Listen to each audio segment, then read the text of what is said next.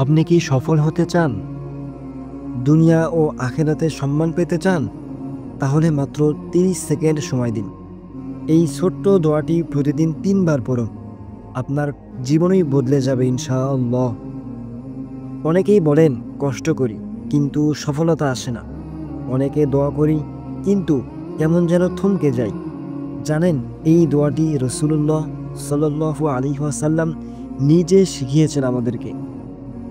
দোয়াটি হলো আল্লাহুম্মা কফিনি বিহালালিকা আন হারামিক ওয়া আগনিনি বিফদলিকা আম্মান সিওয়াক। অর্থ: হে আল্লাহ, তুমি আমাকে তোমার হালাল রিজিকে পরিপূর্ণ করো, যেন হারাম থেকে বাঁচতে পারি এবং তুমি ছাড়া আর কারো মুখাপেক্ষী না হতে হয়। প্রতিদিন সকালে 3 বার আর রাতে ঘুমানোর আগে 3 বার এই দোয়াটি পড়তে থাকুন।